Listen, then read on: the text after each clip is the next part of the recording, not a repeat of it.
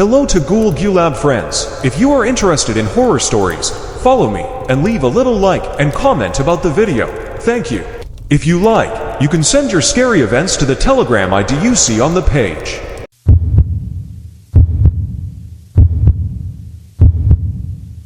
The crisp German autumn air bit at their faces as the five friends ventured deeper into the ancient heart of the Blackburn Forest. Michael, the self-proclaimed leader, boasted of his knowledge of the area, a legacy from countless hunting trips with his grandfather.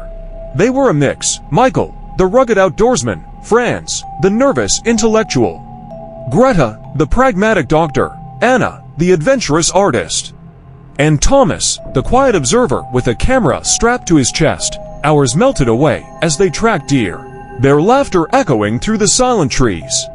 As dusk settled, an unsettling quiet descended. The dense canopy swallowed the last traces of light, plunging them into an inky blackness.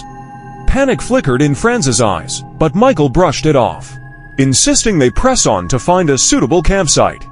Suddenly, a blood-curdling howl erupted from somewhere deep in the woods. It wasn't the howl of a lone wolf. It was a chorus, a chilling symphony of howls that seemed to surround them. Panic seized the group. They stumbled through the undergrowth, branches clawing at their clothes, fear a blinding fog. Emerging into a clearing, they stumbled upon an abandoned hunting lodge, a dark, ramshackle building with boarded windows. Without debate, they forced their way in. The air inside was thick with dust and the smell of decay. A single, flickering lantern cast dancing shadows on the cobweb-draped walls. Huddled together, they tried to make sense of the situation.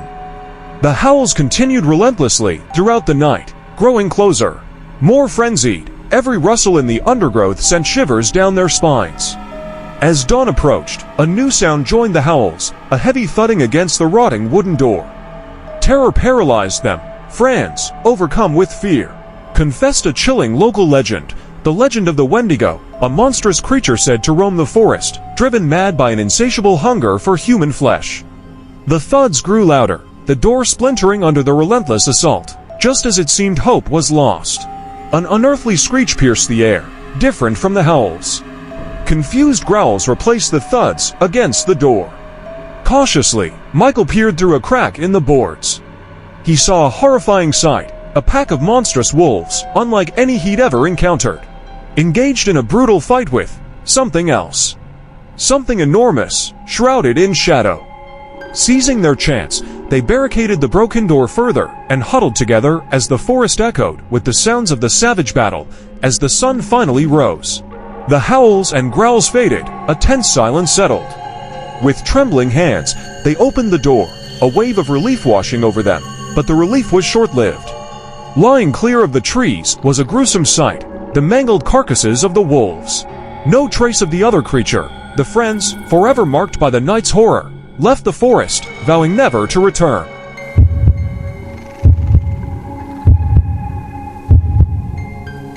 A group of American tourists, Emily, Sarah, and Tom, ignored the warnings of the locals about the Hoia Baciu forest in Romania. Often called the Bermuda Triangle of Transylvania, the forest was infamous for unexplained disappearances. Fueled by a thirst for adventure and a disbelief in local folklore, they embarked on a day hike. The forest was unsettling from the outset. The trees were twisted and gnarled, their branches reaching out like skeletal fingers. An unnatural silence hung heavy in the air, broken only by the eerie whistling of the wind through the pines. Hours passed, and they realized they were hopelessly lost. Panic set in as dusk approached, casting long, menacing shadows on the forest floor. Strange lights flickered through the dense trees, adding to their unease. Suddenly, Sarah let out a scream. They found her campsite ransacked, her belongings scattered on the ground. Fear turned to terror as they realized they weren't alone. Footsteps crackled through the undergrowth, unseen eyes watching their every move. Whispers began to fill the air, faint at first, then growing louder, seemingly emanating from the trees themselves. The whispers spoke in an unknown language, a chilling chorus that twisted through their minds, driving them to the brink of madness. Days turned into nights, then nights back into days. Their supplies dwindled, hope fading with each passing hour. One by one, They succumbed to the whispers, drawn deeper into the forest's grasp. Tom, the last remaining, stumbled upon.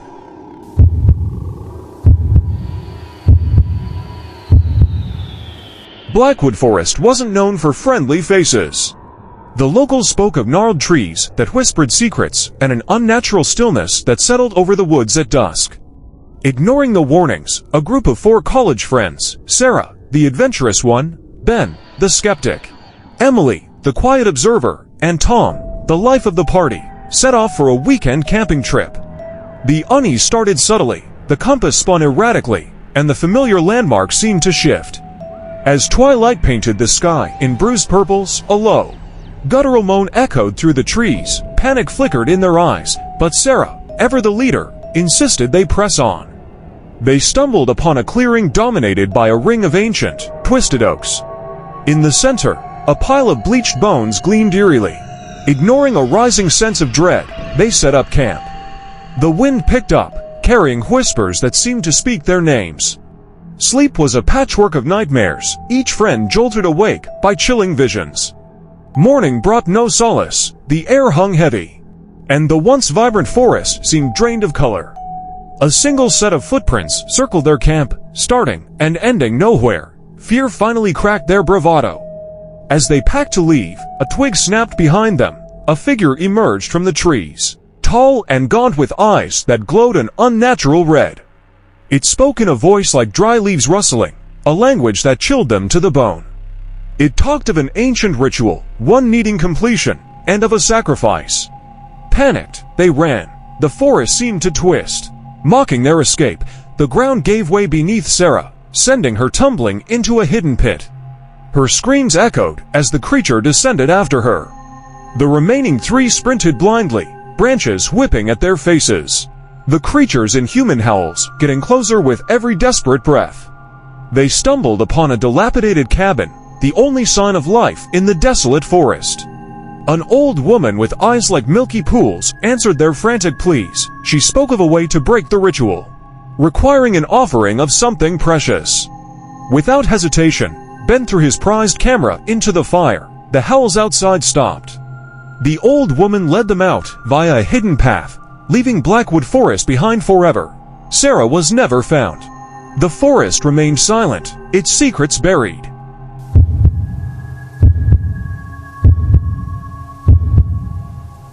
For generations, the Blackfoot people had warned of the Wendigo, a monstrous creature born of greed and desperation. Park Ranger David scoffed at their legends. Yet, when a group of wealthy investors went missing on Blackfoot Ridge, a place shrouded in unsettling folklore, David was sent to investigate. He found their abandoned campsite. Ripped tents, scattered belongings, and a chilling silence that pressed in from all sides. The forest here felt different, the air thick with an unseen menace. As he ventured deeper, the temperature plummeted. Strange tracks, impossibly large and canine-like, marred the snowy ground. Nightfall brought a symphony of unsettling sounds, guttural growls, unsettling whispers, and the unsettling snap of twigs under unseen weight. Huddled in his tent, David heard a low, chilling moan that sent shivers down his spine. A monstrous shadow loomed outside, its eyes glowing like embers in the darkness. Driven by an instinct he couldn't explain, David fled. The Wendigo, driven by an insatiable hunger, pursued. The forest seemed to conspire against him, trees clawing at his clothes, unseen obstacles tripping him. He stumbled upon a hidden cave, the entrance marked with ancient symbols. It was the last stand, a desperate hope. Inside, he found a weathered shaman's staff. As the Wendigo burst into the cave, David raised the staff, calling upon the spirits of the forest with a prayer learned from the Blackfoot elders. The cave pulsed with a blinding light, forcing the Wendigo back. Weakened, the creature retreated. Its howls echoing through the valley, David emerged to a pale dawn. The forest seemed normal again, the unnatural chill gone. He found his way back, forever changed. He carried the knowledge of the Wendigo, a horrifying truth whispered on the wind, a chilling reminder of the price of greed and the power of ancient legends.